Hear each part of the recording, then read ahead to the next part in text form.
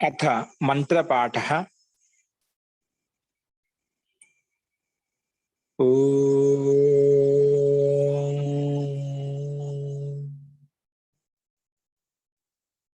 सहनाववतु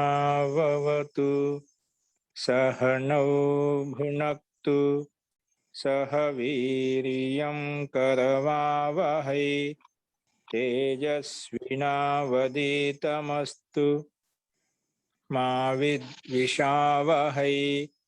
ओम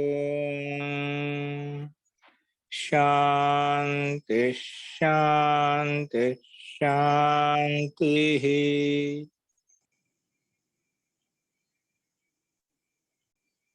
सर्वेभ्यो नमः। అందరికీ నమస్కారం అండి। నిన్న చెప్పిన పాఠంలో ఎవరికైనా సందేహాలు ఉన్నాయండి? నిన్న చెప్పిన పాఠంలో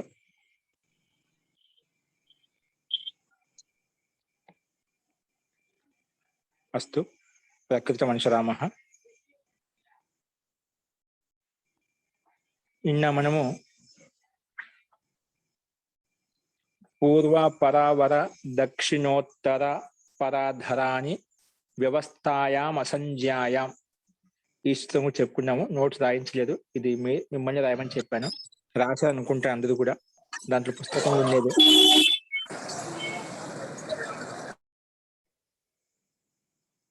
ఇది కూడా కేవలము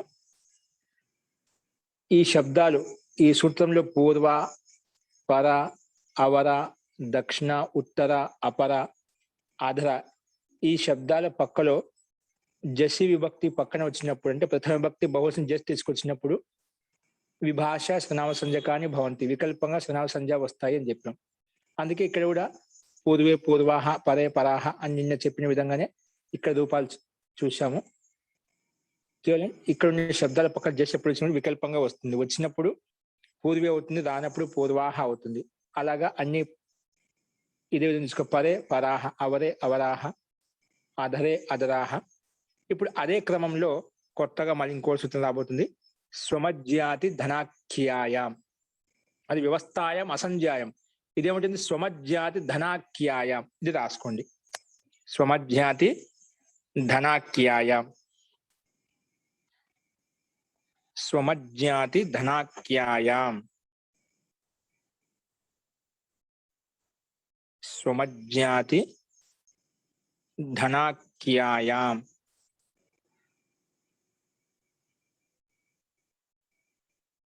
ఓకే, రాసుకోండి తప్పులు లేకుండా. ఇన్నిటి సూత్రం మీరు రాసుకోండి, అది చెప్పలేదు. అందరి దగ్గర పుస్తకాలు ఉన్నాయి. లేని వాళ్ళు ఎవరైనా ఉంటేనా అది గ్రూపులో పెడతారు, చూసి రాసుకోండి. అంటే దాంట్లో ఉండే రాసుకోవడమే, కేవలం అర్థం రాసుకోవడమే. రాసుకోండి. నెక్స్ట్ స్వం. స్వం అంటే ప్రథమ విభక్తి ఏకవచనం.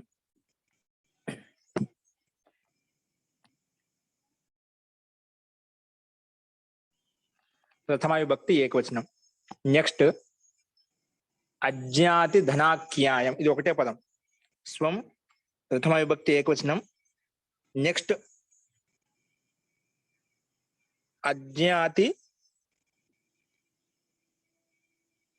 జ్ఞాతి, అజ్ఞాతి ధనాఖ్యాయం. స్వమజ్ఞాతి జ్ఞాతి ధనాఖ్యాయం, ఇదంతా ఒకటే పదం. సప్తమి విభక్తి ఏకవచనం పెట్టాడు. అజ్ఞాతి ధనాఖ్యాయాం, అజ్ఞాతి ధనాఖ్యాయాం.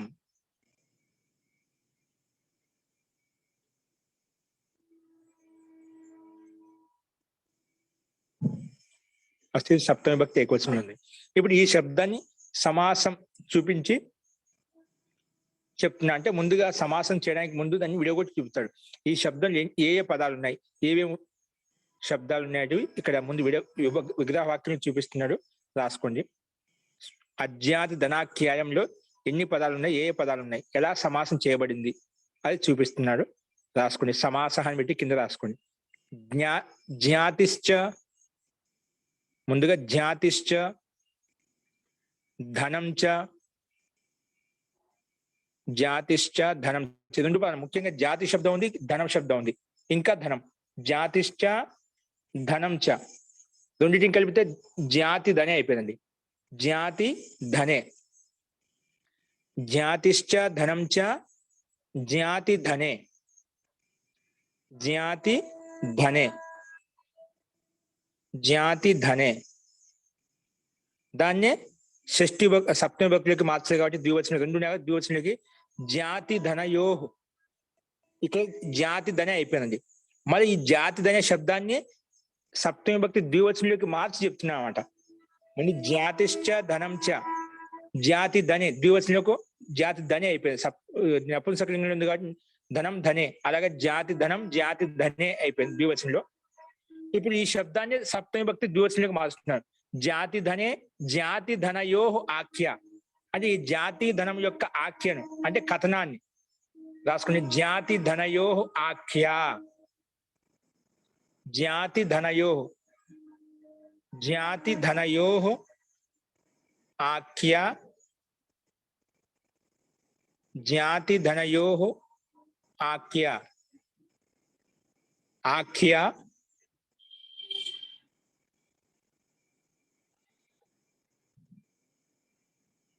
జాతి ధనయో ఆఖ్య కలిపితే జాతి ధనాఖ్య అయిపోయిందండి.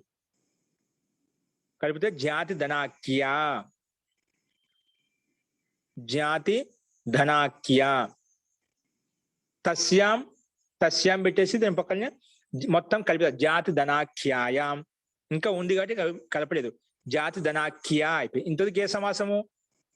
ఇంతవరకు ద్వంద్వ గర్భ షష్ఠీ తత్పురుష సమాసం అండి. ఏంటి? ద్వంద్వ గర్భ షష్ఠీ తత్పురుష సమాసం. ముందు ద్వంద్వ సమాసం చేసామా? జాతిశ్చ ధనం చ జాతి ధనే, జాతి ధనయో. ఇది షష్ఠీ భక్తి ద్వివచనం తీసుకునే, సప్తమి కాదు, షష్ఠీ భక్తి ద్వివచనం. జాతి ధనే యో అంటే జాతి ధన, జాతి ధనస్య జాతి ధనయో, అలాగా షష్ఠీ భక్తి ద్వివచనంలో. అంటే జాతి ధనం యొక్క ఆఖ్య కథనాన్ని జాతి ధనాఖ్య అంటాము. ఇలా షష్ఠీ భక్తి ద్వివచనం తీసుకోవాలి. జాతి ధనయో అంటే జాతి ధనముల యొక్క ఆఖ్య అంటే కథనం, కథనాన్ని జాతి ధనాఖ్య, జాతి ధనాఖ్య, జాతి ధనాఖ్య. ఇదేంటి? ద్వంద్వ గర్భ, ద్వంద్వ గర్భ షష్ఠీ తత్పురుష. ఇదేంటి? ముందు ద్వంద్వ సమాసము, మన జాతి ధనయో ఆఖ్య, ఇది షష్ఠీ భక్తితో విడగొట్టాం కాబట్టి షష్ఠీ తత్పురుష సమాసం పోయింది. అంటే ద్వంద్వ సమాసంలోనే షష్ఠీ తత్పురుష సమాసం కూడా ఉంది అని ఇక్కడ చూపించారు. ద్వంద్వ గర్భ అంటే ద్వంద్వ సమాసం యొక్క గర్భంలోనే, అంటే దానిలోనే షష్ఠీ తత్పురుష సమాసం కూడా ఉంది అని చెప్పడం కోసం ద్వంద్వ గర్భ అనే శబ్దాన్ని ఉపయోగిస్తాం. ఓకే, రాసుకుని ద్వంద్వ గర్భ షష్ఠీ తత్పురుష. ఓకే, ముందు జాతి శబ్దాన్ని ధన శబ్దాన్ని విడగొట్టి చూపించాడు. విడగొట్టిన దాన్ని కలిపితే జాతి ధనే అయిపోయింది. మళ్ళీ ఆ రెండు జాతి ధనముల యొక్క ఆఖ్య అంటే కథనాన్నే జాతి ధనాఖ్య అంటాము.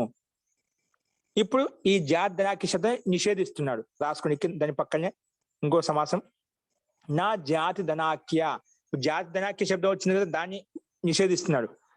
జాతి ధనాఖ్య నా జాతి ధనాఖ్య అంటే జాతి శబ్దము ధనవాచక శబ్దం ఉండకూడదంట. అంటే జాతి ధనానికి ఆఖ్యానం అంటే చెప్పేటువంటి సందర్భాన్ని వదిలిపెట్టి అని అర్థంలో రాసుకుని నా జాతి ధనాఖ్య, నా జాతి ధనాఖ్య,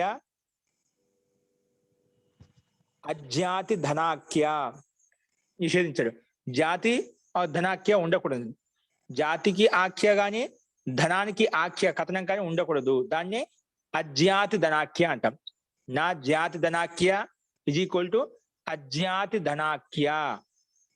మొత్తాన్ని కలిపితే తస్యాం అజాతి ధనాఖ్యాయాం అయిపోయింది. తస్యాం అజ్ఞాతి ధనాఖ్యాయాం. ముందు జాతి ధనాఖ్యం విడగొట్టి చూపించాడు. ఆ జాతి ధనాఖ్యకు మళ్ళీ నైతిక సమాసం చేసి మొత్తాన్ని నిషేధించాడు. అంటే జాతి వాచకం కానీ ధనవాచకం కానీ ఉండకూడదు అని తాత్పర్యం. అలాంటి స్వం శబ్దానికి సనామ సంధ్య పేరు పెడుతుంది.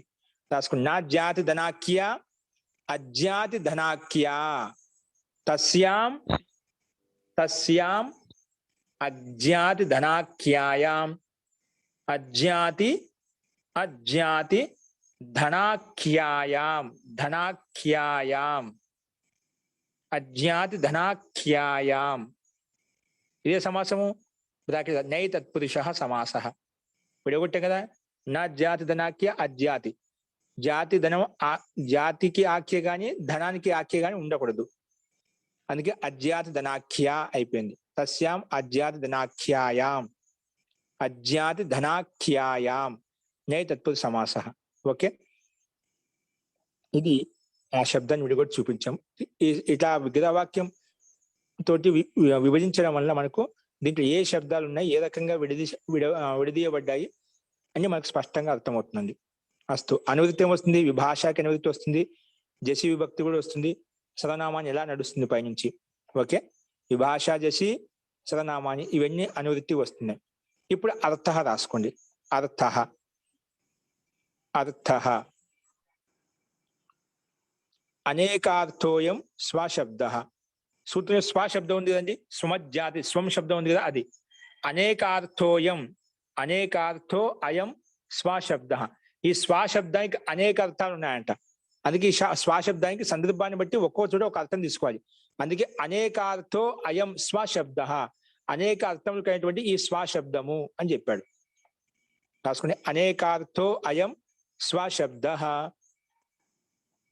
అనేకార్థోయం స్వశబ్ద. ఓకే, కామబట్టి దాని పక్కనే జాతి ధన ఆత్మీయ వాచి. ఇవేంటంటే జాతి అంటే ధనం అంటే ఈ ఆత్మీయ వాచి అంట. ఆత్మీయ వాచి, ఆత్మీయ వాచి.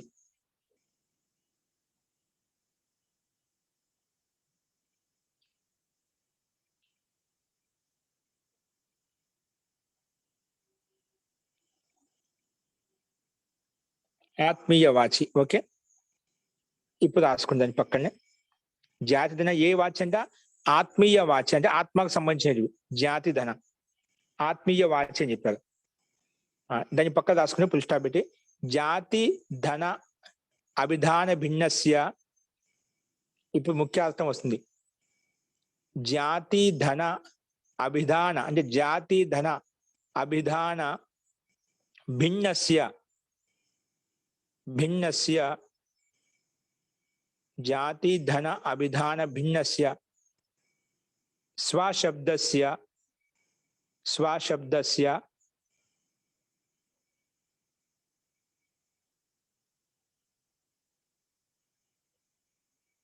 స్వశబ్దస్య జసి విభాష జసి పరతః అనండి. జసి పరత లేదు ఇక్కడ. జసి పరతః, పరత అని బ్రాకెట్ ఇవ్వడం. జసి పక్కన పరతః బ్రాకెట్ ఇవ్వడం. జసి పరతః అంటే సప్తమి విభక్తి అండి. జసి పరతః విభాష సర్వనామ సంజ్ఞా భవతి. విభాష సర్వనామ సంజ్ఞా భవతి. విభాష సర్వనామ సంజ్ఞా భవతి. సింపుల్ ఏం లేదండి. ఇక్కడ ఓన్లీ స్వశబ్దానికి వికల్పం చేయడం కోసం ఇంత చెప్పాడు. కానీ జాతి ధన కూడా ఆత్మీయ వాచే కాబట్టి దీన్ని కూడా ప్రాప్తం అయిపోతుంది ఈ సూత్రం ప్రకారం. స్వమజ్జాతి ధనాఖ్యం. స్వశబ్దానికి అనేక అర్థాలు ఉన్నాయి. అంటే ఎక్కడ ఏ అర్థాన్ని తీసుకున్నా అర్థం తీసుకుంటామండి. అనేక అర్థాలు ఉన్నాయి. సర్వాధిగణంలో ఉంది కాబట్టి దీన్ని కూడా సర్వాధిని సర్వనామాన్ని ప్రకారంగా దీన్ని కూడా నిత్యంగా సర్వనామ సంజ్ఞ ప్రాప్తం అవుతుంది. అనేక అర్థాలు లేదా అనేక అర్థం, ఇది కూడా ఒక అర్థము. సర్వాధిగణంలో ఉండేది కూడా. కాబట్టి ఆ సూత్రం ప్రకారంగా దీనికి సర్వనామ సంజ్ఞ ప్రాప్తం అవుతుంది. కానీ ఈ సూత్రం ఏం చెప్పింది? వికల్పేన విభాషా భవంతి, వికల్పంగా వస్తుంది, నిత్యంగా రాదు అని చెప్పి నిషేధించింది. కానీ ఎప్పుడు?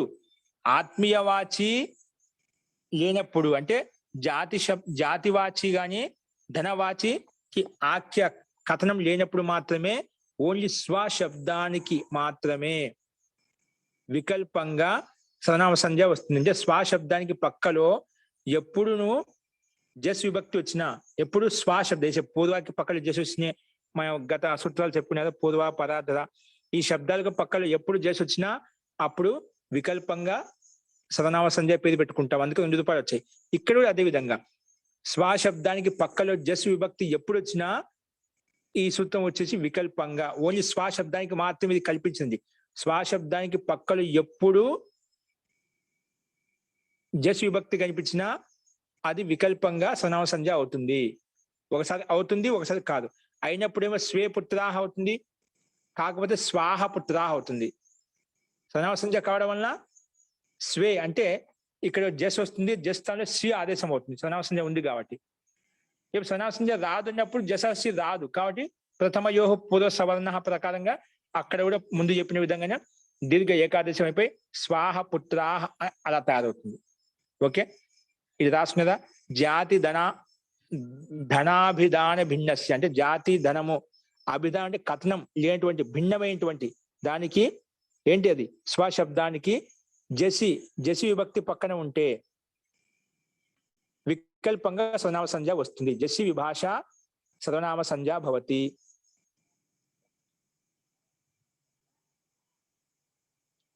సర్వనామ సంజ్ఞ భవతి. ఉదాహరణ ఏంటి? స్వే పుత్రాః, స్వే పుత్రాః, స్వే పుత్రాః, స్వాహ పుత్రాః, స్వే పుత్రాః, స్వాహ పుత్రాః. ఎగ్జాంపుల్ రాసుకుని స్వే వచ్చిన మనకు స్వా శబ్దం తీసుకోవాలి. స్వా ముఖ్యం ఇక్కడ. స్వా శబ్దానికి పక్కన స్వా ఒక ప్రాతిపదికం, దానికి మనం అర్థవద ధాతుల ప్రత్యేక ప్రాతిపదికం చెప్పి ప్రాతిపదిక సంఖ్య పేరు పెట్టుకుంటాం. పేరు పెట్టుకోగానే జ్ఞాప ప్రాతిపదిక అధికారంలోకి వెళ్ళి ప్రథమ విభక్తి బహువచన జస్ట్ తెచ్చుకుంటాం. ఇప్పుడు ఈ స్థితిలో ఈ సూత్రం వచ్చేసి జాతి ధనాకి కథనం లేనప్పుడు స్వశబ్దానికి వికల్పంగా సర్వనామ సంజ్ఞ భవతి అని చెప్పింది. వికల్పం సర్వనామ సంజ్ఞ భవతి అన్నప్పుడు ఒక పక్షంలో సర్వనామ సంజ్ఞ అవుతుంది. అయినప్పుడు ఆ జస స్థానంలో జససి వచ్చి సి ఆదేశం చేసింది.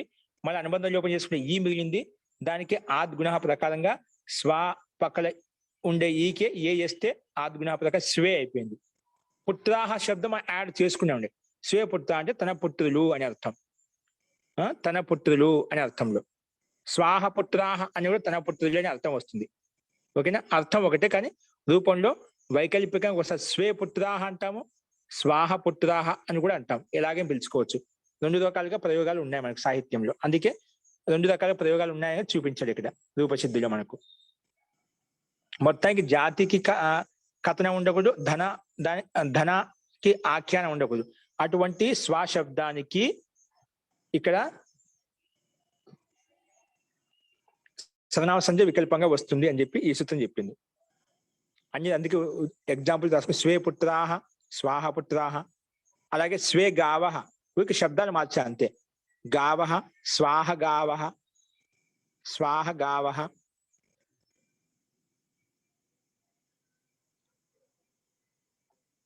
స్వాహ గావహ. ఇది ఏంటి? ఆత్మీయ ఇత్యర్థ. ఇప్పుడు ఆత్మీయులే కాదు ఇది.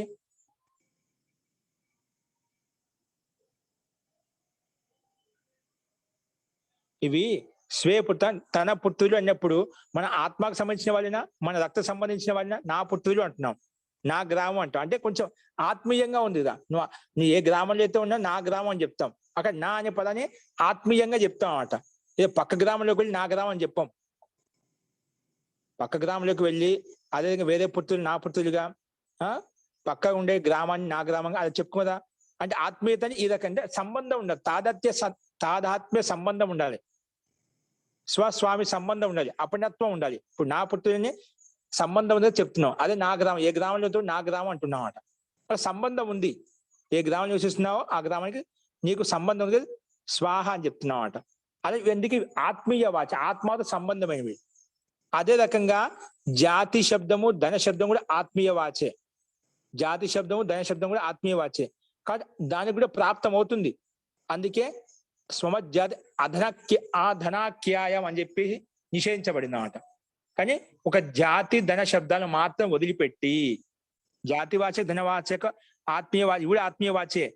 కాబట్టి ఆత్మీయవాచి కాబట్టి ఇక్కడ కూడా ప్రాప్తం అవుతుంటే ఈ సూత్రం నిషేధించబడింది అన్నమాట. నైవెట్టి నై తత్పురుష సమాసం చేసి నిషేధించారు. కాబట్టి ఇక్కడ ఆ రెండు శబ్దాన్ని వదిలిపెట్టి ఓన్లీ స్వ శబ్దానికి పక్కలో జస్ విభక్తి ఎప్పుడు వచ్చినా కూడా దానికి వెంటనే ఈ సూత్రం వచ్చేసి ముందున్నటువంటి స్వశబ్దానికి ముందున్న స్వశబ్దానికి సర్వనామ సంజ్ఞ పేరు పెట్టేస్తుంది. సర్వనామ సంజ్ఞ పేరు పెట్టడం వల్ల వెనకబడే సర్వనామ్న జసహసి అనే సూత్రం వచ్చేసి జస్ కు సి ఆదేశం చేస్తుంది. సి ఆదేశం ఎక్కడ చేయాలంటే అనేకాల్సి సర్వస్య ముందు చెప్పిన విధంగానే సంపూర్ణ స్థానం సి ఆదేశం వస్తుంది. తర్వాత ఆద్గుణ ప్రకారంగా ఓ చేస్తే ఏ చేస్తే స్వే అయిపోయింది. అలాగే ఇక్కడ సనావసంజ కాకపోవడం వలన జసహసి రాదు. అందుకే ప్రథమయో పూర్వ సవర్ణ వచ్చేసి స్వ అస్ జస్కి అనుమతి లోపం చేసుకుంటాం. రానప్పుడు చేస్తాం జస్కి అనుమతి లోపేసి అస్ మిగులుతుంది. ఈ అస్ లో ఉండే అకారానికి స్వ వాలో ఉండే అకారానికి ప్రథమయో పూర్వ సవర్ణ ప్రకారంగా దీర్ఘం ఏకాదేశం చేసుకుంటాం. అప్పుడు శ్వాస్పుత్రాహ అవుతుంది. శ్వాస్పుత్రాహ. దానికి మన సకాలిక ఋత్వము విసర్గం చేసుకుంటే స్వాహ పుత్రాహ అనే రూపం వచ్చేస్తుంది. పుత్రాహ శబ్దం మనం యాడ్ చేసుకుంటాం. గావహ శబ్దం మనం యాడ్ చేసుకుంటాం. మనం తయారు చేసి స్వే స్వాహ, స్వే స్వాహ ఇదే తయారు చేయాలి. ఈ రెండు ఆత్మీయ వాచి. కాబట్టి ఆత్మీయ వాచిలో మాత్రమే ఈ సూత్రము సనావసంజాన్ని పేరు పెట్టేస్తుంది. అస్తు. ఈ రకంగా ఈ సూత్రంలో ఉండేటువంటి ఉదాహరణ చూసాం. దీంట్లో సందేహం ఉంటే చెప్పండి. అదే జ్ఞాతి అంటే అర్థం ఏంటి స్వామి? జ్ఞాతి అంటే అర్థం ఏంటి?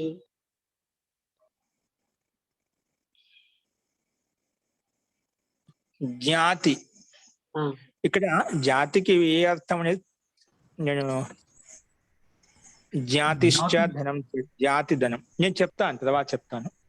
ఓకేనా? జ్ఞాతులు అంటారు కదండి, భాగాహారులు జ్ఞాతులు అంటారు కదా, అది కదా. అంటే ఇది జాతి అంటే ఏమన్నా సంబంధితమైనటువంటి ఆత్మీయ వాటి ఇప్పుడు సంబంధం ఎక్కడ అనుబంధం ఉంటుందో దాన్ని జాతి తీసుకోవాలి ఆ పద్ధతి. ఎందుకంటే ఆత్మీయ వాచి కదా. ఇప్పుడు సంబంధం ఇప్పుడు స్వే పుత్రాహ అని చెప్పాము. ఇప్పుడు నా ఇప్పుడు సంబంధం ఉంది. అలాగా బంధుత్వాన్ని కూడా నా అనే భావన చెప్పుకుంటాడు. ఎక్కడ బంధుత్వం ఉంటుందో దాని జాతి అంటాం. మన జాతి అని అర్థం. జ్ఞాతులు అంటారండి. జ్ఞాతులు అంటే భాగాహారులని. భాగాహారు అంటే ఆత్మీయులు. కౌరవులు పాండవులు ఉన్నారు అనుకోండి, కౌరవులు పాండవులకి జ్ఞాతులు అవుతారు. అలాగా అదే జాతి. ఈ రకంగా అనుబంధం కలిగిన వాళ్ళు అంటే ఒకే కుటుంబానికి చెందిన వాళ్ళు అంటే జాతి ఒకటి ఇద్దరికి, కౌరవ పాండవులకు. అదే ఆ విధంగా జాతి తీసుకోవాలి. ఇప్పుడు ఏదో బ్రాహ్మణ జాతి ఏ విధంగా చెప్తామో అలాగా అది జాతి. జ్ఞాతి ఉంది కదా, అందుకే సందేహం వచ్చింది నాకు. జాతులు మీరు చెప్తున్నారు కదా, అట్లా ఆత్మీయులు కలుపుకోవడం కోసం కౌరవ పాండవులు ఆత్మీయులు కాబట్టి జాతి అన్నాం. అలాగా అనుబంధం బంధుత్వం ఎక్కడైతే ఉందో వాటిని జాతి శబ్దంతో చెప్పారు కదా, జాతి. ఓకేనా?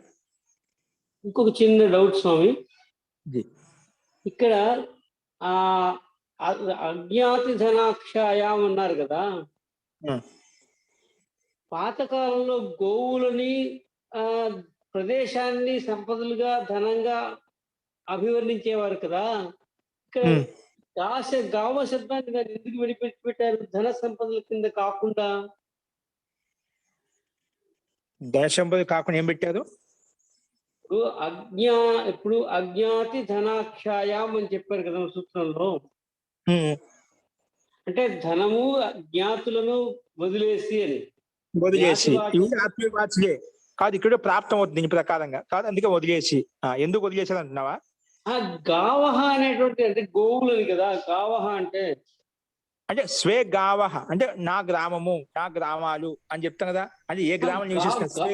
గావహ గావహ అంటే ఇది కదా స్వామి. ఇది గౌ గావో గావహ ఆవులు. ఆవులు కదా. ఆవులండి, గ్రామం చెప్పేసిన పొరపాటున. గ్రామ అంటే గ్రామం. గౌ గావో గావహ ఆవులు. స్వే గావ అంటే నా ఆవులు. గోవులు అంటే ఇదివరకు సంపద అంటే అర్థం ఏంటంటే ప్రదేశము, ఏరియా అండ్ గోవులు, ఈ రెండే సంపదల కింద పశు సంపదను కూడా సంపద కింద భావించేవారు. మరి ఇక్కడ ధన అనేటువంటి మాటను ఎందుకు వదిలిపెట్టారు అలా? అది వేరే సందర్భం ఇష్టం లేదు, అందుకే అది ఎందుకు నిలిచి అంటే వేరే సందర్భంలో అది ఇష్టం లేదు. దానికి ప్రత్యుదాహరణ అక్కడ ప్రయోగం లేదు అనమాట, అందుకే నిషేధించాల్సి వచ్చింది. ఆ ప్రయోగం అంటే ప్రత్యుదాహరణతో మనకు తెలుస్తుంది. ఓకేనా? హరి ఓం. ధన్యవాదాలు. నిషేధించాలంటే అది నిషేధించినప్పుడు తెలిసిపోతుంది. ఆత్మీయ వాచన తెలుస్తుంది, స్పష్టంగా అర్థం అవుతుంది. కాబట్టి దీని కూడా సనావసంజ వస్తుంది.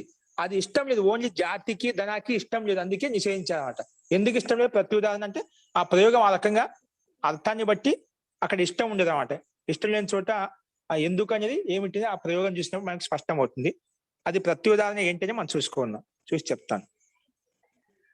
ప్రయోజనం అయితే ఉంది, దానికి నిషేధిస్తున్నా అంటే అది ఉంది కాబట్టి నిషేధిస్తున్నా, లేకపోతే నిషేధించాడు. అది మనకు స్పష్టంగా అర్థం అవుతుంది. అస్తు. ధన్యవాదాలు. ఇప్పుడు అదే విధంగా అంతర్బహిర్ యోగోప సంవ్యానయో, ఇది చూడండి. ఓకే, సిద్ధి ఇంక దీనికి రాల్సిన అవసరం లేదు. చెప్తేదా మనం ముందు రాసిన విధంగానే కలిసి స్వా శబ్దం తీసుకుంటాం. దీనికి పూర్వవర్తుగానే ప్రాతిపదిక సంధ్య మిగిలిన ప్రక్రియ ఏదైతే ఉందో అదే వస్తుంది. కేవలం ఉదాహరణ 2 రూపాయలు ఎలా వచ్చాయి, సర్వనామ సంధ్య అవుతే స్వే అవుతుంది, కాకపోతే స్వాహ అవుతుంది. అది గుర్తుపెట్టుకోండి. నెక్స్ట్ అంతరం బహిర్యోగోప సంవ్యానయో. ఓకే, అంతరం బహిర్యోగోప సంవ్యానయో, ఇది మనకు సూత్రం. అక్కడ స్వా శబ్దం తీసుకున్నాము, ఇక్కడ అంతరం శబ్దం తీసుకుంటున్నాం. ఓకే, అందుకే విడిగా చెప్పాల్సి వచ్చిందన్నమాట. రాసుకోండి ఇప్పుడు. అంతరం బహిర్యోగోప సంవ్యానయో 35వ సూత్రం రాసుకోండి. ఇది విషయం దాలెక్కనండి, ఏం లేదు. రాసుకోండి. అంతరం బహిర్యోగోప సంవ్యానయో, పద విభాగం, పదచ్ఛేదము. అంతరం అంటే ప్రథమ విభక్తి ఏకవచనం, స్పష్టంగా ఉంది. ప్రథమ విభక్తి ఏకవచనం. బహిర్యోగోప, బహిర్యోగోప, బహిర్యోగోప సంవ్యానయో, ఇదంతా ఒకటే పదం. బహిర్యోగోప సంవ్యానయో, బహిర్యోగోప సంవ్యానయో, బహిర్యోగోప సంవ్యానయో. ఇదేంటి సప్తమ విభక్తి ద్వివచనం. ఇప్పుడు సమాసం చూడండి. అంతకంటే ముందు బహిర్యోగోప అనేదాన్ని కొంచెం విడదీసి చెప్తున్నాడు. ఏంటి అసలు ఇది రాసుకోండి. బహిః ఇతి అనేన యోగ బహిర్యోగ. బహి అంటే బయట అనే యోగంలో, బయట అంటే వెలుపల, బయట అనే అర్థంలో. బహిః ఇతి అనేన యోగ బహిర్యోగ.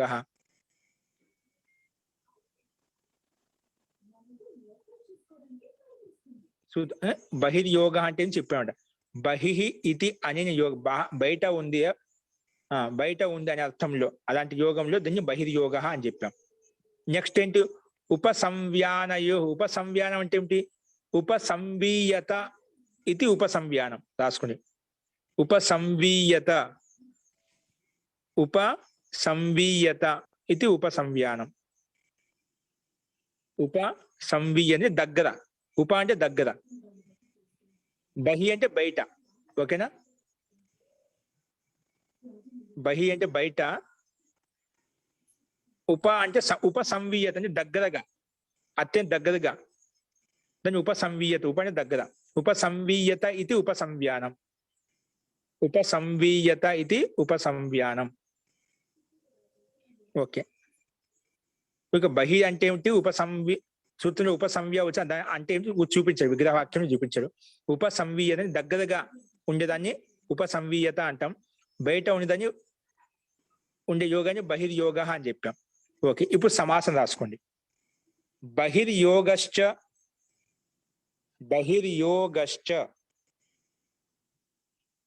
బహిర్యోగశ్చ ఉపసంవ్యానం చ, బహిర్యోగశ్చ ఉపసంవ్యానం చ, ఉపసంవ్యానం చ, ఉపసంవ్యానం చ, ఉపసంవ్యానం చ, బహిర్యోగశ్చ ఉపసంవ్యానం, సంవ్యానం చ. అంటే దాంట్లో ఉండే పదాన్ని విడగొట్టి చూపిస్తున్నాను. బహిర్యోగశ్చ ఒక పదం, ఉపసంవ్యానం చ ఒక పదం. అది కలిపితే ఏమైపోయింది, ఈక్వల్ టు పెట్టి రాయండి. బహిర్యోగోప సంవ్యానే, రెండు బహిర్యోగోప సంవ్యానే అని చెప్పాం. ఉపసంవ్యానం నపుంసకలింగంలో ఉంది కాబట్టి ద్వివచనంలో సంవ్యానే అవుతుంది.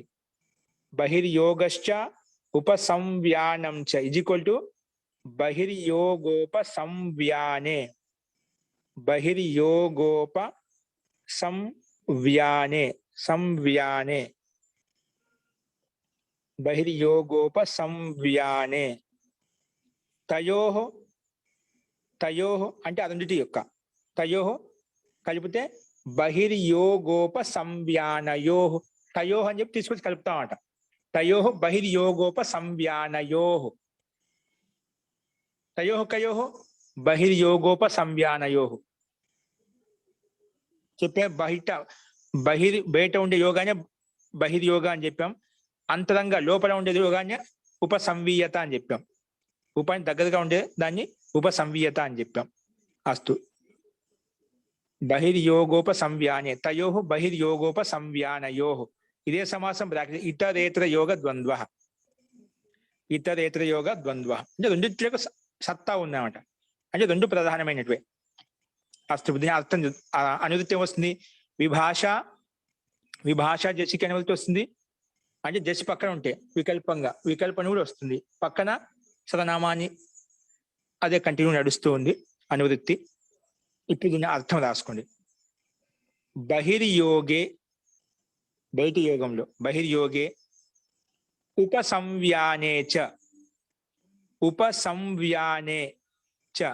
ఇంకా అంటే ఉపసంవ్యానే బహిర్యోగం ఒకటి బయట అని ఒకటి ఉపసంవ్యాన దగ్గర ఇంకా దగ్గర అనే అర్థంలో బహిర్యోగే ఉపసంవ్యానే చ గమ్యమానే అంటే గమ్యమానమైనప్పుడు విద్యమానమైనప్పుడు అంటే ప్రజెంట్ గా వర్తమానమైనప్పుడు వర్తమానంలో ఉన్నప్పుడు అని అర్థం. బహిర్యోగే ఉపసంవ్యానే చ గమ్యమానే అంటే విద్యమానమైనప్పుడు వర్తమానంలో ఉన్నప్పుడు గమ్యమాన అంటే గమ్యమానమైనప్పుడు అని అర్థం. గమ్యమానే అంతరశబ్దస్య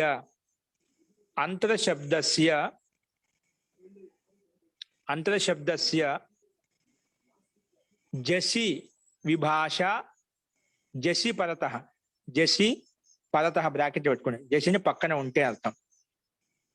అంతరశబ్దానికి జసి పరతః జసి పక్కన ఉంటే విభాష వికల్పంగా సర్వనామ సంజ్ఞా భవతి. సర్వనామాని పేరు సంజ్ఞ అనే పేరు వస్తుంది. ఎవరికి బయట అనే అర్థంలో వచ్చినప్పుడు దగ్గర అనే అర్థం వచ్చినప్పుడు అంతర శబ్దానికి ఏ శబ్దానికి సూత్రం అంతర శబ్దం వచ్చిందా ఏ విధంగా స్వశబ్దానికి మనము సర్వనామ సంజ్ఞ పేరు పెట్టి అక్కడ ఇక్కడ అంతర శబ్దం తీసుకున్నాండి. అంతర శబ్దానికి వికల్పంగా సర్వనామ సంజ్ఞ వస్తుంది. కానీ ఎప్పుడు జసి పక్కన ఉంటే అంటే అంతర శబ్దానికి అంతర అనే శబ్దం చేత ప్రథమ విభక్తి బహువచనంలో జస్ తీసుకొచ్చినప్పుడు ఆ జస్ పక్కన ఉంటే ముందున్నటువంటి అంతర శబ్దానికి ఈ సూత్రం వికల్పంగా సర్వనామ సంజ్ఞ పేరు పెట్టేస్తుంది. వికల్పం అంటే ఒకసారి పెడుతుంది ఒకసారి పెట్టదు. పెట్టినప్పుడు తెలుసుదా సర్వనామ సంజ్ఞ పేరు పెడితే జస్ వచ్చిందంటే అయిపోయింది. జసాసి వస్తుంది. సర్వనామ సంజ్ఞ పెట్టకపోతే అది సూత్రం రాదు. జసాసి రాదు. కాబట్టి అనుబంధ లోపం చేసుకుని ప్రథమయో పూర్వ సవర్ణ అనే సూత్రం ప్రకారంగా కలిపి రాస్తాం.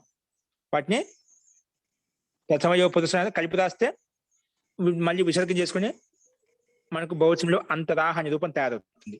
ఓకే, రాసుకుని అర్థం రాసేసుకున్నారు కదా. బహిర్యోగే ఉపసంవ్యానే చ గమ్యమానే బహిర్యోగంలో ఉపసంవ్యానం దగ్గరలో ఇంకా దగ్గరలో గమ్యమనే విద్యమానమైనప్పుడు బయట లేదా దగ్గర అనే అర్థం గమ్యమానమైనప్పుడు అంతర శబ్దానికి జసి పరతః విభాష వికల్పంగా సర్వనామ సంజ్ఞా భవతి. సర్వనామ సంజ్ఞ అని పేరు వస్తుంది. ఓకే, ఇప్పుడు దీని అర్థం రాసుకుందాం. బహిర్యోగంలో ఎగ్జాంపుల్ ఏంటి? బహిర్యోగి అనే దానికి ఎగ్జాంపుల్ చూపిస్తున్నాడు. బహిర్యోగి అని బట్టి చిన్న డాష్ ఇచ్చి రాదు. అంతరే గృహాః అంతరే గృహాః అంతరే గృహాః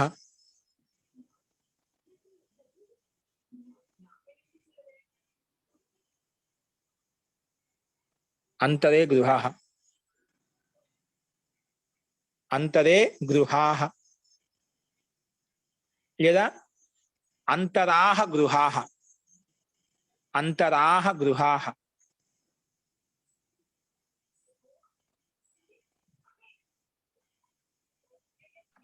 మహోదయ ఇక్కడ విసర్గ ఇవ్వలేదు. అంతరా గృహాః లోప సాకల్యస్య నియమ ప్రకారం లోపం అయిపోతుందండి, లోపిస్తుంది. అంతరే గృహాః అంతరాః గృహాః అంతరాః గృహాః. ఓకే, గృహం అది నపుంసకలింగ రూపం కదా. జీ గృహం అనేది నపుంసకలింగమా పుంలింగం అండి? ఇక్కడ గృహ శబ్దానికి అర్థం ఏం తీసుకునేదంటే నగర యా గ్రామ్ కే బాహర్ చాండాల అధికంగా గృహ. అంటే ఇల్లు ఇల్లు అని కాదు, ఇల్లు అని అర్థం కాదు ఇక్కడ. గృహాహ గృహాహ గృహ్. అనేది పుంలింగ రూపంలో రాస్తున్నాడు కదా, అందుకని. అదే ఇచ్చాను. నగరముల గ్రామానికి బయటే ఉండేటువంటి చాండాల యొక్క ఘర్ గృహ్ గృహాహ. మనం గృహ శబ్దం తీసుకుని నపుంసకలింగంలో ఉంది కాబట్టి గృహాని రావాలి. కానీ అదే గృహ గృహాని శబ్దం రావాలి, పుల్లింగ గృహాహ అని. కాబట్టి ఇక్కడ వేరే అర్థం చేసుకుంటున్నాడు కాబట్టి ఇబ్బంది లేదు. అది ఏదో ప్రయోగం ఎక్కడో ఉన్నట్టుంది, చూద్దాం అది కూడా. చూద్దాం. బహిర్యోగి అంతరే గృహాహ అంతరాహ గృహాహ. ఓకే. ఉపసంవ్యానే అంతరే శాటకాహ, అది కూడా రాసుకుని చెప్తాను. అంతరే శాటకాహ అంతరాహ శాటకాహ శాటకాహ.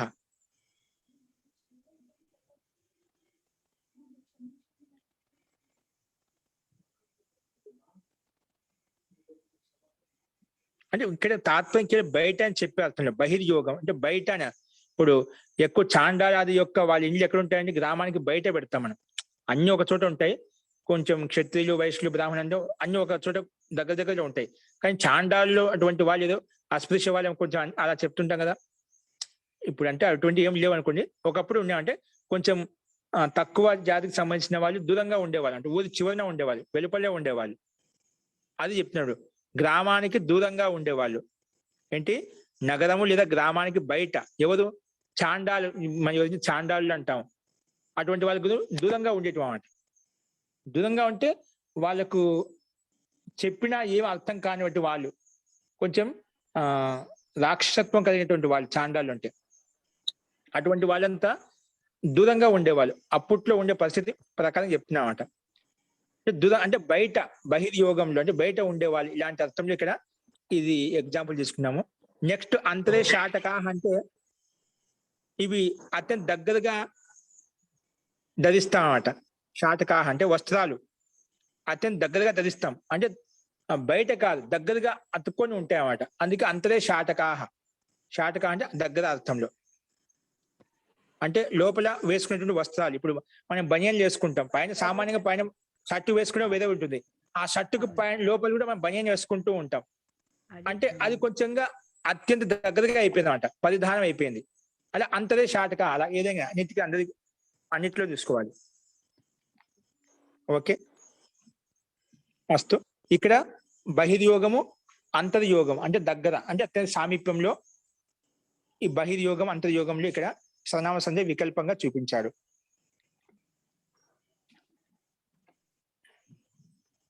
ఓకే అండి.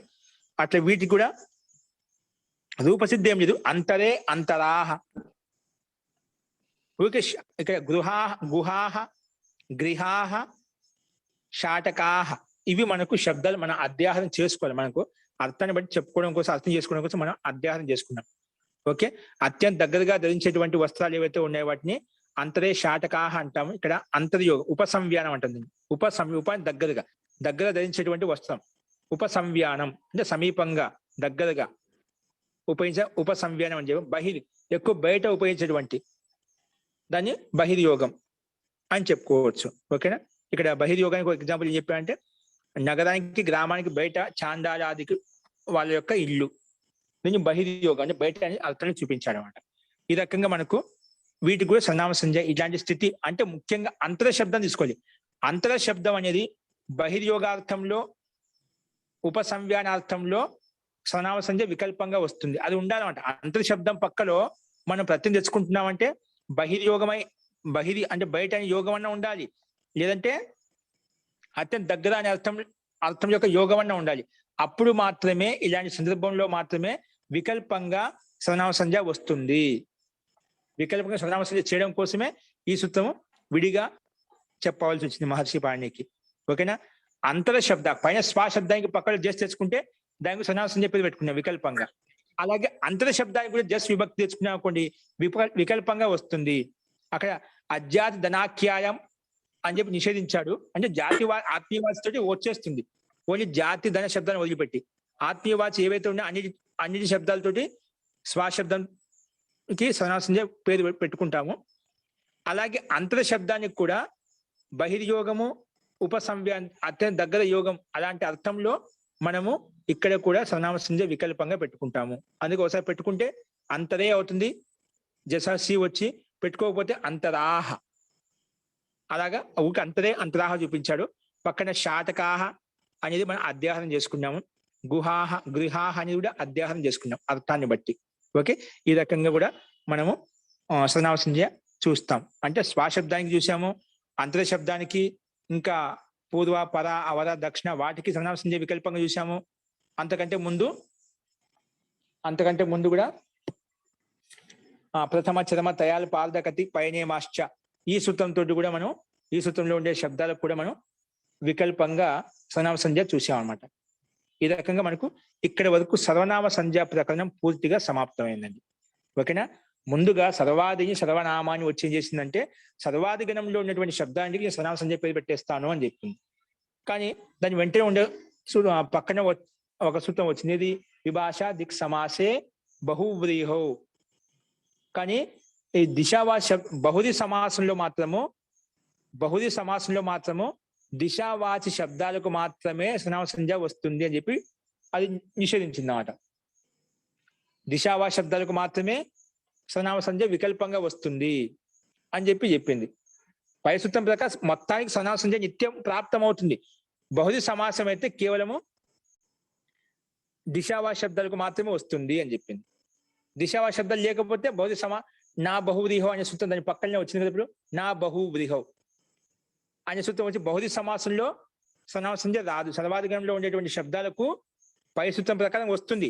కానీ సర్వాధిగణంలో ఉన్నప్పటికీ కూడా అది ఒకవేళ బహువుది సమాసం అయితేనా ఆ శబ్దాలకు బహువుది సమాసం చేసి ఉంటే దానికి సర్వనామ సంధ్య రాదు.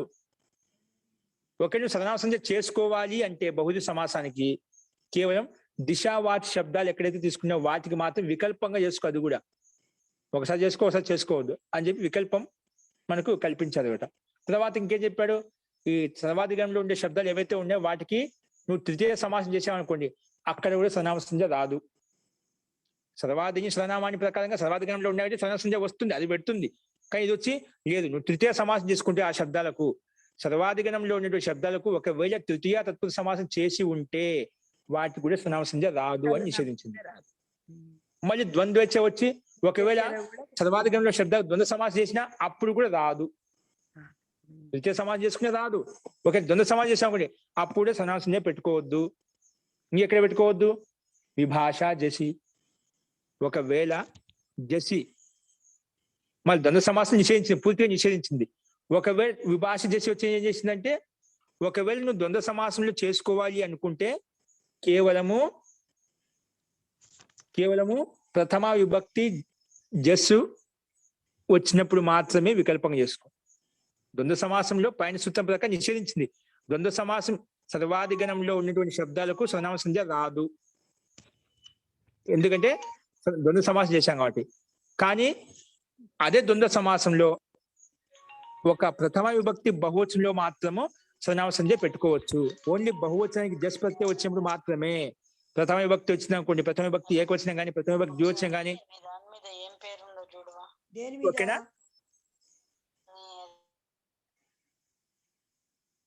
ప్రథమ విభక్తి బహువచనంలో మాత్రం జస్సు పక్కన ఉన్నప్పుడు మాత్రం సర్వనామ సంధ్య వికల్పంగా వస్తుందని చెప్పి ఇది కొంచెం ఛాయిస్ ఇచ్చిందన్నమాట. ద్వంద్వేచ్ఛ అని చెప్పి పూర్తిగా నిషేధించింది, ద్వంద్వ సమాసంలో నిషేధించింది. కానీ ఒక జస్ విభక్తిలో మాత్రం వికల్పంగా, ఇది ఒక్క జస్ విభక్తి ఉన్నప్పుడు మాత్రం వికల్పంగా చేసుకో అని చెప్పింది.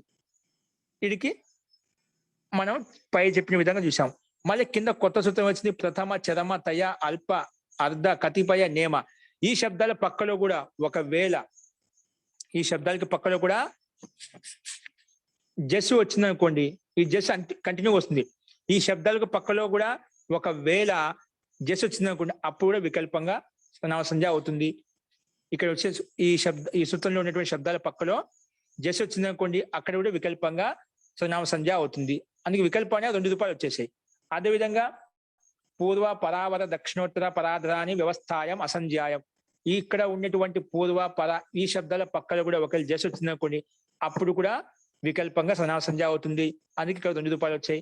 ఇంకెక్కడ అవుతుంది సర్వనామ సంధ్య, స్వా శబ్దానికి పక్కలో వచ్చినా కూడా స్వమజ్జాధనాఖ్యాయాం జాధన శబ్దాన్ని వదిలిపెట్టి ఓన్లీ స్వా శబ్దానికి పక్కలో జస్ వచ్చినా కూడా అప్పుడు కూడా వికల్పంగా సర్వనామ సంధ్య వస్తుంది. అందుకే వీడికి 2 రూపాయలు వచ్చేసాయి. ఇంకొకటి లాస్ట్ లో అంతరం బహిర్యోగోప సంవ్యానయో, అంతర శబ్దానికి పక్కలో కూడా ఒకవేళ జస్ వచ్చింది అనుకోండి అప్పుడు కూడా వికల్పంగా సర్వనామ సంధ్య చేసుకో. అందుకే కూడా సర్వనామ సంధ్య వికల్పంగా వచ్చింది కాబట్టి అంతరే అంతరాహ. అలాగా ఒకసారి సర్వనామ సంధ్య రూపము, ఒకసారి సర్వనామ సంధ్య రాకపోతే రూపం ఏ విధంగా ఉంటుంది ఆ రకంగా 2 రూపాయలు మనకు చూపించాడు. ఇది సర్వనామ సంధ్య ప్రకరణం. అంటే ఎక్కడెక్కడ సర్వనామ సంధ్య వస్తుంది, ఎక్కడెక్కడ రాదు అనేది మనకు స్పష్టంగా చూపించాడు.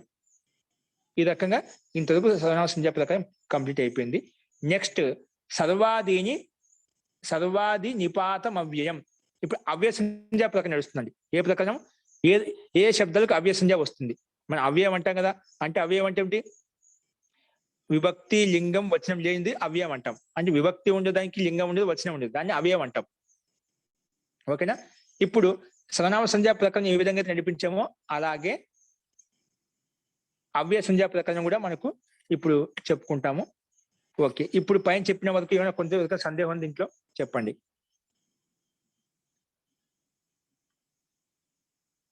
స్పష్టమైంది కదా? సర్వనామ సంధ్య ఎక్కడ వస్తుంది, ఎక్కడ రాదు, స్పష్టమైందా? స్పష్టమైంది మాస్టర్. అస్తు.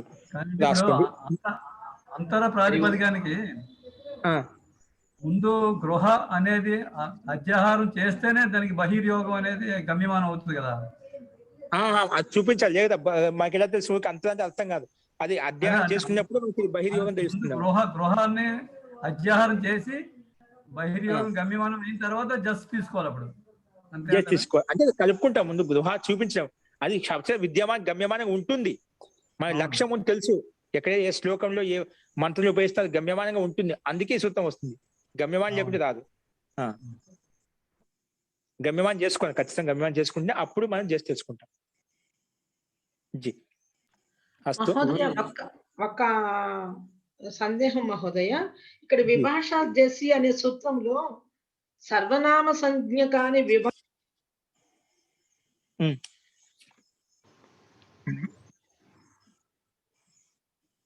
జీ చెప్పండి. విభాష జసి అనే సూత్రంలో విభాషగా అంటే వికల్పంగా వస్తుంది, ఒకసారి వస్తుంది ఒకసారి రాదు అని కదా అర్థం. అవునండి. అయితే ఇక్కడ సర్వనామ సంజ్ఞ కాని విభాష నా భవంతి అని రాశారేంటి? అదే నా భవంతి ఒకసారి వస్తుంది, నా ఇక్కడ ఒకసారి రాదని చెప్పాడు. అంటే విభాష నా భవంతి వికల్పంగా రావు. వికల్పంగా అంటే ఒకసారి వస్తాయి. విభాష భవంతి అని కూడా ఏదో చెప్పాలి. నిషేధిస్తున్నా కాబట్టి నిషేధ ప్రకారం నడుస్తుంది కాబట్టి నా అని చెప్పామన్నమాట. నిషేధ ప్రకారం నడుస్తుంది కదా, నా అని చెప్పి రాదు అని చెప్పి, అందుకే నా భవంతి అని చెప్పాం. పైన నా బహువృతి వస్తుంది, నాకి అనువృతి వస్తుంది కదా. అట్లా నిషేధ ప్రకారం నిషేధిస్తున్నాం కాబట్టి జసు వచ్చినప్పుడు మాత్రము వికల్పంగా రాదు. అంటే ఒక పక్షం వస్తుంది. అదే అంటే అది ఇవ్వలేదు మళ్ళీ అలాగా. ఎక్కడ ఇవ్వలేదు? ఆ సూత్రంలో విభాష చేసే సూత్రంలో మళ్ళీ ఒక పక్క వస్తుంది అన్న మాట ఇవ్వలేదు ఎక్కడ. అంటే విభాష అంటేనే మనం ముందు చెప్పుకున్నాం, స్టార్టింగ్ చెప్పుకున్నామండి. నవేతి విభాష ప్రారంభంలో ఉన్నదా. నా అంటే లేదు, వా అంటే వికల్పం. అంటే ఒకసారి లేదు అంటుంది, ఒకసారి మళ్ళీ వికల్పం చేస్తుంది, ఒకసారి వద్దు అంటే దాన్ని మళ్ళీ వికల్పం చేసేస్తుంది.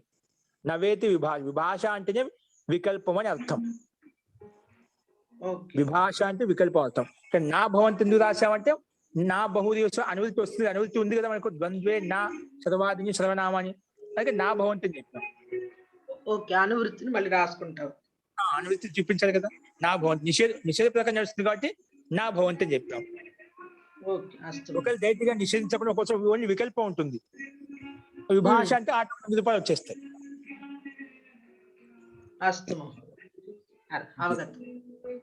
రాసుకోండి. నెక్స్ట్ ఇప్పుడు అవ్యయ సంధ్య ప్రకారం స్టార్ట్ అవుతుంది.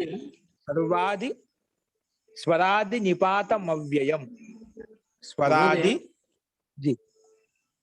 సంవ్యానే అంటే అసలు అర్థం ఏంటి?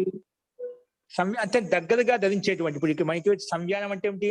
ధరించేవనే వస్త్ర అంటే ఇప్పుడు చెప్తే కదా, మనం వస్త్రాలు ఇప్పుడు షర్ట్ వేసుకున్నాం, అది బహిర్యోగంగా ఉంది. ఏ దానికి మన లోపల వేసుకునే బన్యానికి బన్యాన్ ఏదైతే ఉందో దానికి అపేక్ష, దానికి తులన చేసామంటే అది కొంచెం బయట ఉంది.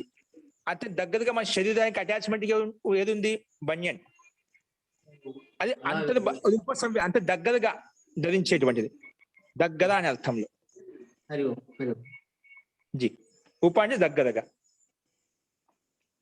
పోల్చుకొని చేసినప్పుడు దూరము దగ్గర అవి రకం చూసుకోవాలి. ఇప్పుడు షర్ట్ బహిర్యోగము, బన్యను అంతర్యోగం, ఉపసంవ్యానం అలాగ తీసుకుంటాం. అట్లా ఏదైనా వస్తువు విషయంలో తీసుకోవచ్చు, ఏదైనా కానీ పదార్థ విషయంలో ఏదైనా కానీ తులనా చేసాం. దానికంటే ఇది కొంచెం దగ్గరలో ఉంది, దానికంటే ఇది ఇంకా కొంచెం దగ్గరలో ఉంది, పోల్చి చెప్పుకున్నప్పుడు మనకు స్పష్టం అవుతుంది. అస్తు. స్వరాది నిపాతం అవ్యయం. అవ్యసం స్వరాది నిపాతం అవ్యయం. ఓకే, రాసుకుని స్వరాది నిపాతం ప్రథమ విభక్తి ఏకవచనం. స్వరాది నిపాతం ప్రథమ విభక్తి ఏకవచనం.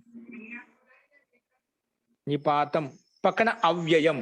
సూత్రం ఎలా విడగొట్టాడు అక్కడ. సూత్రం పదవి విభాగంలో పూర్తి విడగొడతాం, కానీ సూత్రంలో కలిపి రాస్తాం, సంధియుక్తంగా రాస్తాం. ఇప్పుడు నిపాతం మకార హలంతం, అవ్యయం ఆ అవ్యయంక ఆయన మా కలిపి రాసామంట.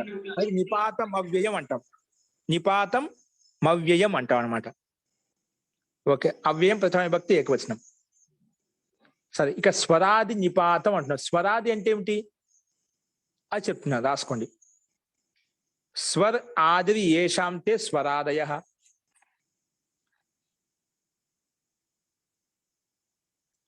స్వర్ ఆదిరి ఏషాంతే, స్వర్ ఆది ఏషాం తే స్వరాదయ. స్వర్ ఆదిరి ఏషాం తే స్వరాదయ.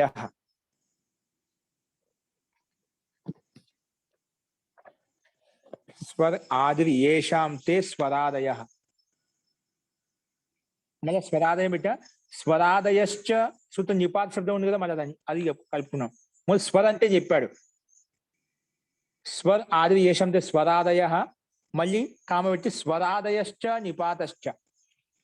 స్వరాదయశ్చ నిపాతశ్చ, స్వరాదయశ్చ నిపాతశ్చ ఇది ఈక్వల్ టు కలిపితే స్వరాది నిపాతం. స్వరాది నిపాతం, స్వరాది నిపాతం.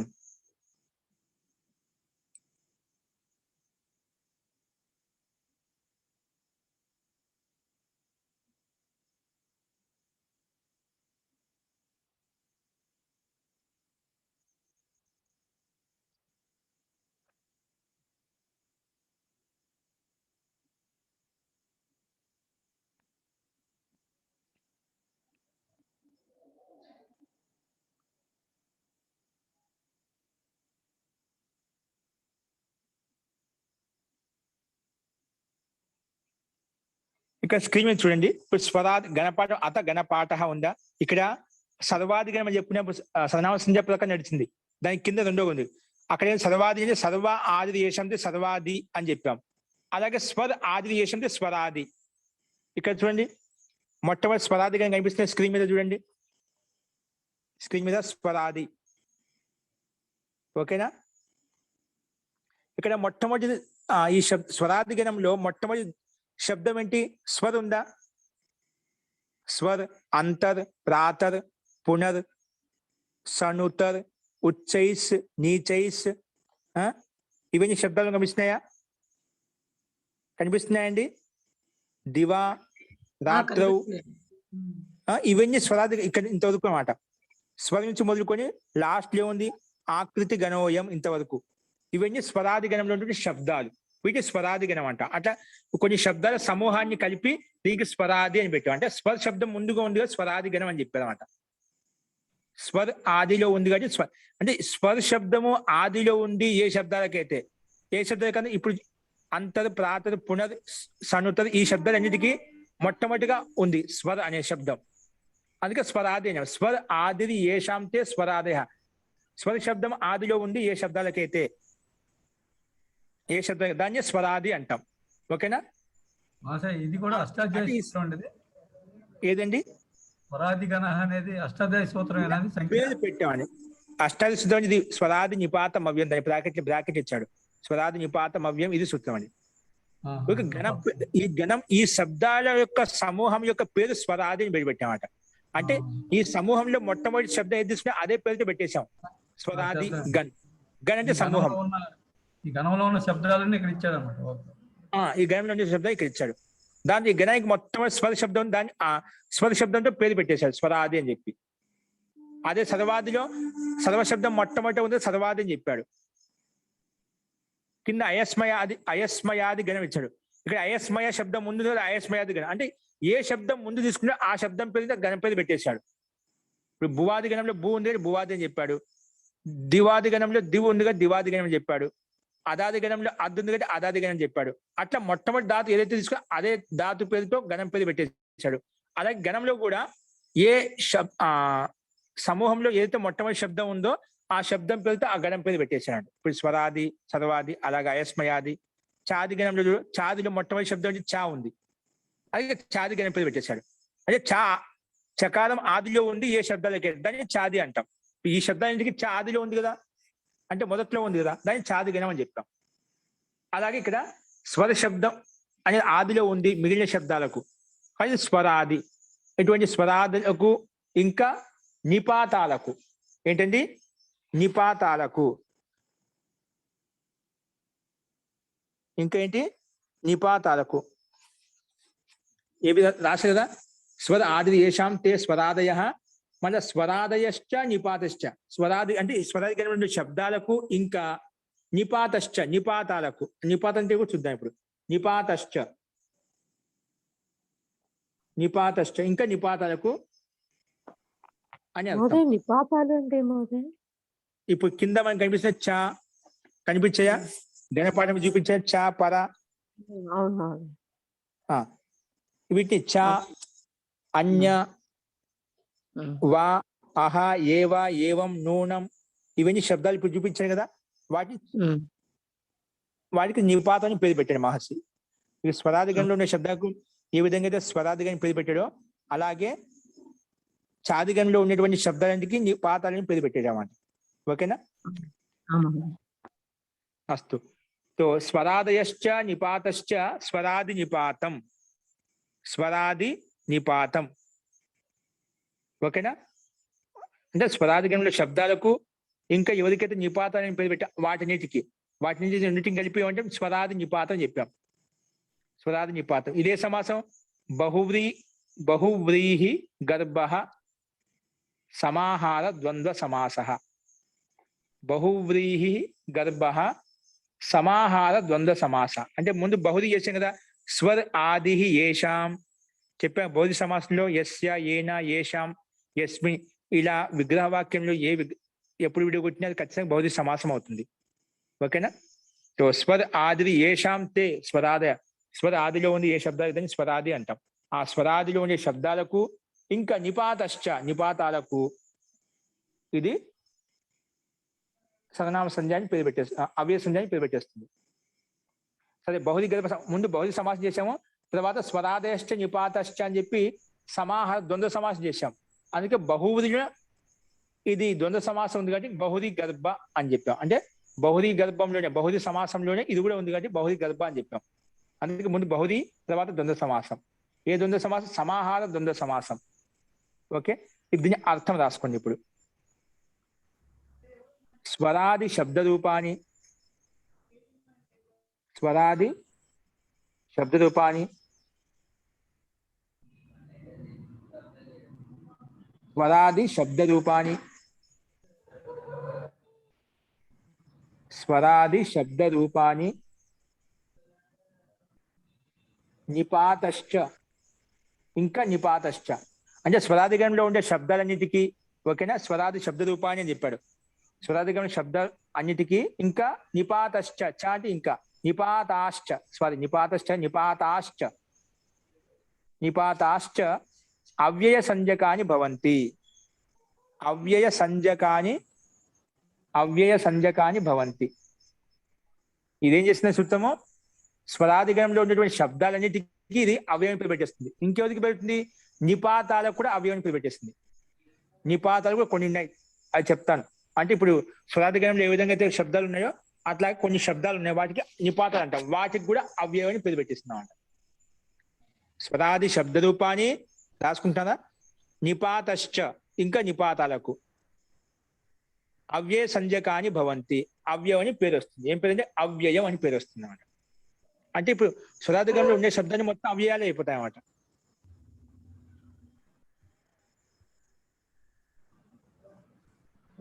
ఓకే, ఇప్పుడు రాసుకునే ఉదాహరణ రాసుకునే అక్కడ. ఇప్పుడు అర్థమైంది. ఈ సూత్రం చేస్తుంది స్వరాదిగణంలోని శబ్దాలకు ఇంకా నిపాతాలకు అవ్యయం అని పేరు పెట్టేస్తుందండి. అవ్యయ సంజ్ఞ, ఈ విధంగా సర్వనామ సంజ్ఞ పేరు పెట్టామో అవ్యయ సంజ్ఞ అని పేరు పెట్టాం. సర్వనామ సంజ్ఞ పేరు పెట్టడానికి ఏ లాభాలు వచ్చాయో అలాగే అవ్యయ సంజ్ఞాన్ని పేరు పెట్టడానికి కొన్ని లాభాలు ఉన్నాయి. ఆ లాభాలు ఏంటో మనం చూద్దాం. ఓకే,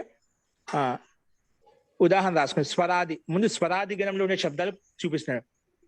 స్వరాది అంటే స్వర ప్రాత, అవి 2-3 చూపించాడు అంతే, 2 చూపించాడు.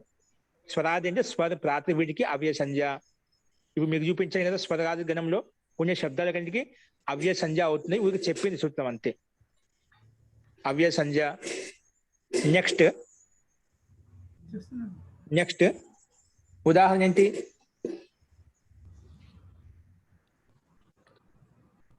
నెక్స్ట్ ఉదాహరణ నిపాత. నిపాత అంటే ఏమిటి? నిపాత ఇక్కడ చూడండి, స్క్రీన్ మీద చూడండి. నిపాత అంటే ఇక్కడ చాదిగణం ఉంది కదా, చాదయో సత్వే, చాదయో సత్వే. ఇక్కడ చా వా కనిపిస్తున్నాయా? చా వా ఇవన్నీ చా వా.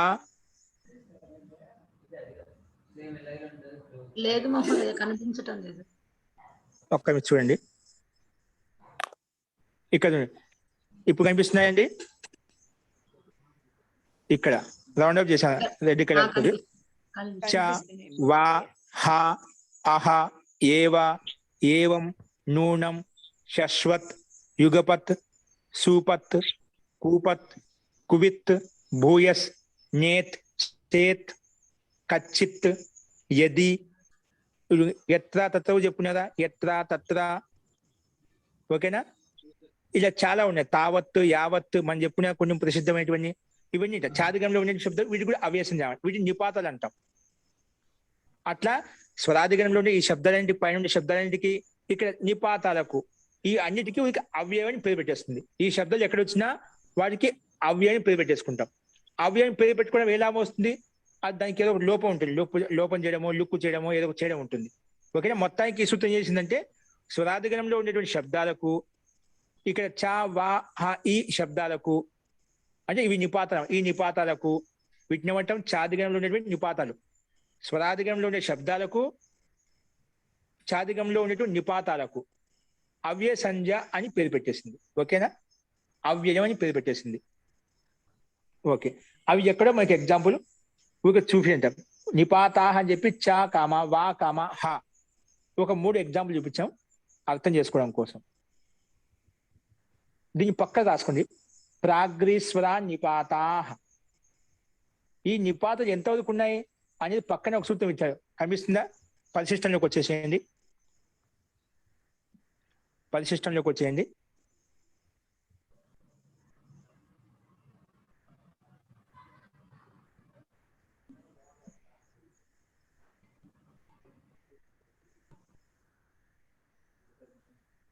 పరిశిష్టంలో మనకేమున్నాయి? వీరికి ఎగ్జాంపుల్ ఇవి చూపి. స్వరాదిగణం అంటే ఏమిటి, నిపాత స్వరాదిగణంలో శబ్దాలు ఏంటి, నిపాతాలు అంటే ఏమిటి చూపించడం. ఉదాహరణలో స్వర ప్రాత వీటిని స్వరాదిగణం అంటాము. నిపాతాహ అంటే చా కామ కనిపిస్తున్నాయా? కేవలం చా కామ ఎగ్జాంపుల్ చూడండి. ఇక్కడ చా కామ వా కామ హ వీటిని నిపాతాలు అంటాము. ఓకేనా? ఇవి నిపాతాలు ఎక్కడున్నాయి అని చెప్పడం కోసం ఇక్కడ ఒక సూత్రం చెప్తాడు. ప్రాగ్రీశ్వర నిపాతాహ. ఏంటండి? కనిపిస్తుందా ఈ సూత్రం? మీ దగ్గర అష్టాధ్యాయం ఉందా? అందరి దగ్గర అష్టాధ్యాయం ఉంది. చూడండి, అష్టాధ్యాయం ఓపెన్ చేయండి. చాలా ఉపయోగించకుండా అష్టాధ్యాయం ఓన్లీ మూల సూత్ర పాఠం, అది ఓపెన్ చేయండి. అష్టాధ్యాయంలో ప్రాగ్రీశ్వర నిపాతాహ సూత్రం ఏంటి? 1, 4, 56. 1, 4, 56. సరే ఇదే ఓపెన్ చేయండి, పర్వాలేదు. 1:4 అంటే 1వ అధ్యాయం 4వ పాదము 56వ సూత్రం. 1:4:56. 1:4:56 అంటే ఇక్కడ నుంచి మొదలుకొని ప్రాగ్రీశ్వర నిపాత సూత్రం రాసుకొని చెప్తాను. ప్రాగ్రీశ్వర నిపాత 1:4:56 సంఖ్య కూడా వేసుకోండి.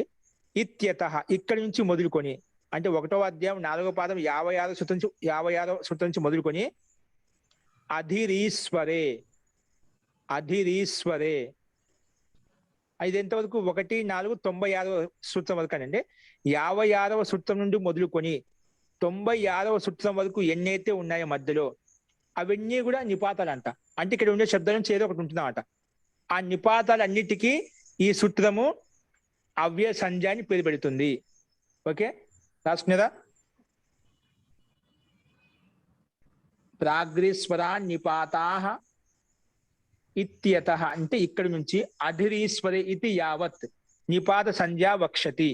అక్కడ ఉన్నది రాసుకోండి, నిపాత సంజ్ఞ వక్షతి. ఇక్కడ చూడండి స్క్రీన్ మీద కనిపిస్తే అధిరీశ్వరే సంఖ్య చూడండి ఒకసారి. అధి శబ్ద ఈశ్వరే అర్థే స్క్రీన్ మీద చూడండి.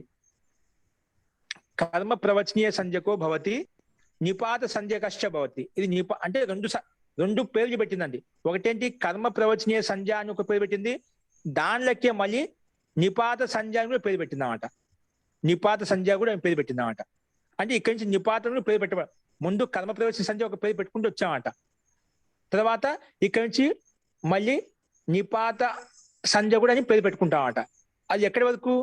ఇక్కడి నుంచి మొదలుకొని అధిరీశ్వరే అంటే 96వ సూత్రం నుండి మొదలుకొని సారీ ఇంతవరకు అండి. ఎక్కడి నుంచి మొదలుకొని ప్రాగ్రీశ్వర నిపాత అనే సూత్రం నుండి మొదలుకొని ఈ సూత్రం వరకు అధిరీశ్వరే ఈ సూత్రం వరకు అన్నిటికీ నిపాత సంజ్ఞ అంటే ఏవైతే సూత్రాలు శబ్దాలు ఇవ్వబడ్డాయో అవన్నీ కూడా ఖచ్చితంగా నిపాతాలే.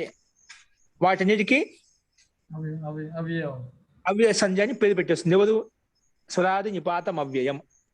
ఓకే, నిపాతాలు ఎక్కడి నుంచి స్టార్ట్ అవుతాయంటే ప్రాగ్రీశ్వర నిపాతాః అనే సూత్రం నుండి మొదలుకొని అంటే 51వ అధ్యాయం 4వ పాదం 56వ సూత్రం నుండి మొదలుకొని అదే పాదంలో 96వ సూత్రం వరకు 56 నుండి మొదలుకొని 96 సూత్రం వరకు మధ్యలో ఎన్నైతే సూత్రాలు ఉన్నాయో ఆ సూత్రాల్లో నిపాతాలు ఇవ్వబడ్డాయి. ఆ నిపాతాలు అన్నింటికి ఈ సూత్రము అవ్యయ సంజ్ఞ అని పేరు పెట్టేస్తుంది. ఓకే, అది గుర్తుపెట్టుకోండి. ఈ సూత్రం కేవలం అవ్యయ సంజ్ఞ అని పేరు పెట్టింది. ఓకే, అవ్యయ సంజ్ఞ అని పేరు పెట్టుకోవడం ఏ లాభం వచ్చింది అంటే కేవలం అవ్యయా దాప్ సుపహ. ఏంటండి? అవ్యయా దాప్ సుపహ అంటే ఇప్పుడు ఇవన్నీ శబ్దాలు కదా, గణంలో ఉండండి ఏదో ఒక శబ్దం, ఒక అర్థం అయితే ఉంది. అర్థం ఉంది కాబట్టి అర్థవద దాత ప్రత్యయ ప్రాతిపదికంతో ప్రాతిపదిక సంజ్ఞ పేరు పెట్టుకుంటాం. ప్రాతిపదిక సంజ్ఞ పేరు పెట్టుకోగానే ప్రాతిపదికాత అధికారంలోకి వెళ్ళి ప్రాతిపదికాత అధికారం సు తెచ్చుకుంటామండి. ఏం తెచ్చుకుంటాం? సు ఔ జస్ అమ్ అవుట్ చేసినటువంటి ప్రథమ విభక్తి ఏకవచనం సు తెచ్చుకుంటాం. ఆ సు తెచ్చుకున్న తర్వాత ఈ స్వరాది గణంలో ఉంది కాబట్టి స్వర శబ్దము దానికి అవ్యయ సంజ్ఞ అని పేరు పెట్టుకుంటాం. అవ్యయ సంజ్ఞ పేరు పెట్టడం అవ్యయా దాప్ సుపహ. చూడండి స్క్రీన్ మీద కనిపిస్తుందా? అవ్యయా దాప్ సుపహ ఇది వస్తుందన్నమాట. అవ్యయ సంజ్ఞ పేరు పెట్టగానే ఈ సూత్రం రెడీగా ఉంటుందండి. ఇత్ సంజ్ఞ అని పేరు పెట్టగానే ఎవరు సిద్ధంగా ఉంటారు? తస్యలోప సిద్ధంగా ఉంటుంది.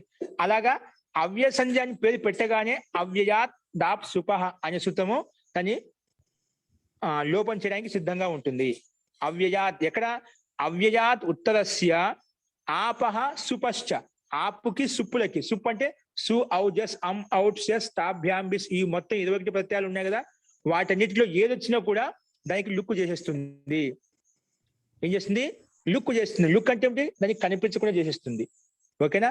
అవ్యయ సంజ్ఞాన్ని పేరు పెట్టడం ఏ లాభం వచ్చింది? అవ్యయాత్ దాప్ సుపహ. అవ్యయానికి పక్కలో ఉన్నటువంటి సుప్పులు ఏవైతే ఉన్నాయో, సుప్పు అంటే ఏదైనా కావచ్చు, 21లోంచి ఏ సుప్పు వచ్చినా వాటికి ఈ సూత్రము లుక్కు చేసేస్తుంది, అక్కడ కనిపించకుండా చేసేస్తుంది. ఇది దీని యొక్క ప్రయోజనం. ఓకేనా? అర్థమైందా? ఇంకోటి ఆప్ శబ్దం ఇచ్చే. ఆప్ అంటే అజాద్య తష్టాప్ ఆంగి చాప్ ఇట్లా టాప్ ప్రత్యయం కానీ చాప్ ప్రత్యయం వచ్చినా కూడా అవ్యయానికి దాన్ని కూడా లోపం చేస్తుంది. ఒక సుప్పులకే కాదు, టాప్ ప్రత్యయం వచ్చినా చాప్ ప్రత్యయం వచ్చినా డాప్ ప్రత్యయం వచ్చినా ఈ 3 ప్రత్యయాలు కూడా ఈ సూత్రం ప్రకారంగా దానికి లుక్ చేసేస్తాం. లుక్ అంటే కనిపించకుండా చేసేస్తాం. ఇది ప్రయోజనం అండి. అర్థమైందా?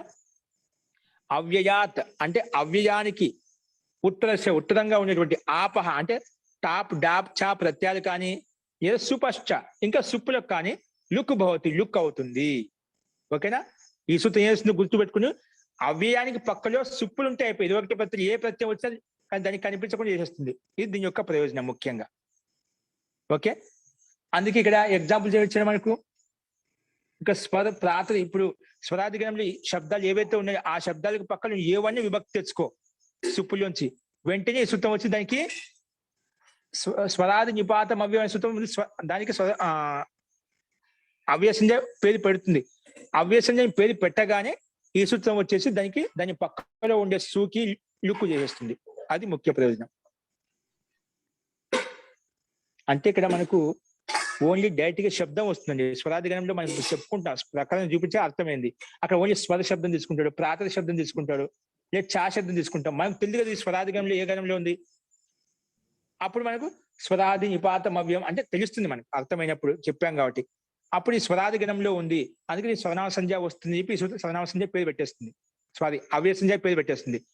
అవ్యయం పేరు పెట్టుకోగానే దాని పక్కలో ఉండేటువంటి సూకి కానీ సు కానీ అవు కానీ జస్ కానీ ఏది వచ్చినా దానికి లుక్ చేసేస్తాము. ఇది ఈ సూత్రం యొక్క ప్రయోజనం. ఓకే మహారాజ్, ఒక్క నిమిషం. హలో, చెప్పండి. చెప్పండి యోగి గారు.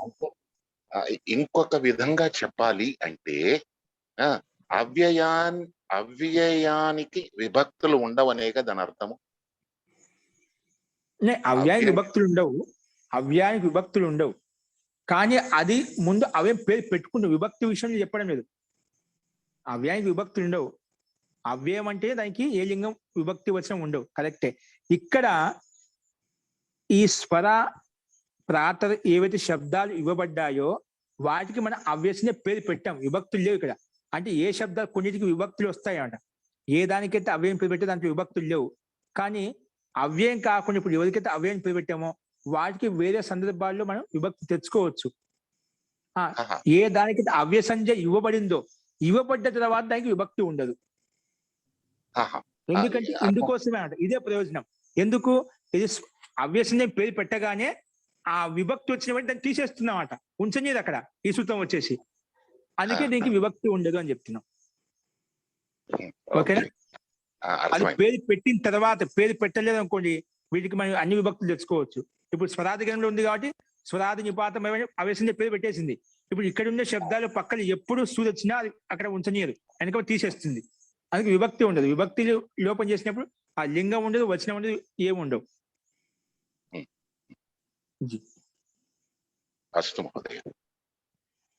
ఇది మనకు సూత్రము. వీడికి మనకు అవ్యసంజ అనేది కూడా మనకు ఇక్కడ ముఖ్యంగా ప్రారంభించాము.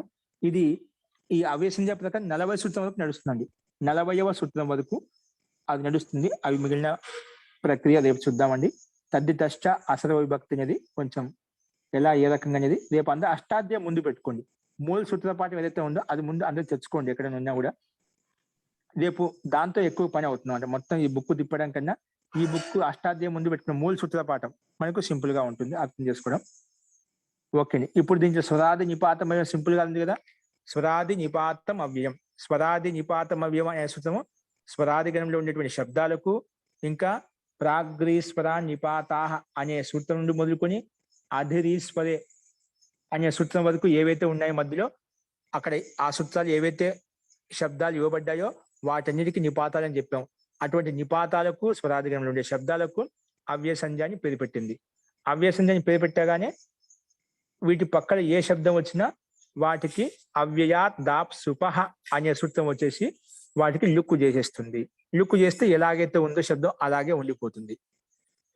అప్పుడు మనం అనుకునే రూపసిద్ధి మనకు కనిపిస్తుంది అనమాట. ఈ రకంగా స్వరాది నిపాతం అవ్యయం అనే ప్రయోజనం కూడా చూసాము. నెక్స్ట్ ఇదే ప్రకరణం తర్వాత చూద్దామండి. మంత్రపాఠ. ఓం సర్వే భవంతు సుఖినః, సర్వే సంతు నిరామయాః, సర్వే భద్రాణి పశ్యంతు, మా కశ్చిద్ దుఃఖ భాగ్ భవేత్. ఓం శాంతి శాంతి శాంతి. సర్వేభ్యో నమః. అందరికీ నమస్కారం అండి.